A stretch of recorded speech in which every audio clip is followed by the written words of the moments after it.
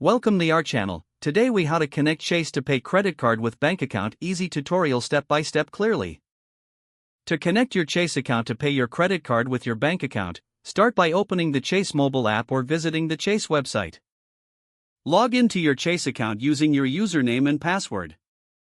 Once logged in, navigate to the Payments section on the home screen. Select the option for Pay credit card or Pay bills. Choose the credit card you want to pay from the list of your Chase accounts. Next, select Payment Method to choose how you will make your payment. If you want to connect a bank account, opt for Add New Account. You will need to input your bank account information, including the bank name, account number, and routing number. Make sure to double-check the information you entered for accuracy. After entering your bank details, save the changes. Now, return to the Pay credit card section. Select your newly added bank account as the payment source.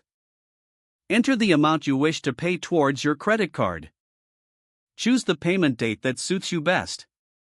Review the payment details to ensure everything is correct. Once confirmed, select Submit to complete the payment process. You should receive a confirmation message once the payment is scheduled. Your Chase account is now successfully connected to pay your credit card using your bank account. You can repeat this process for future payments as needed. If the page does not load, refresh the browser or try again in a private or incognito window.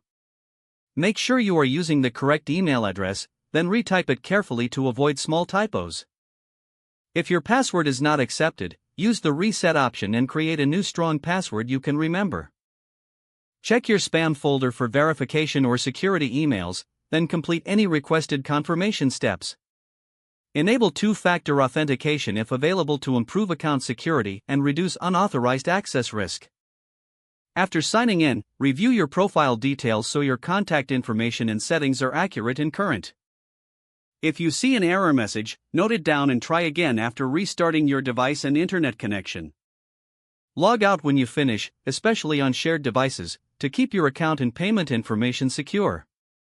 If the page does not load, refresh the browser or try again in a private or incognito window. Make sure you are using the correct email address, then retype it carefully to avoid small typos. If your password is not accepted, use the reset option and create a new strong password you can remember.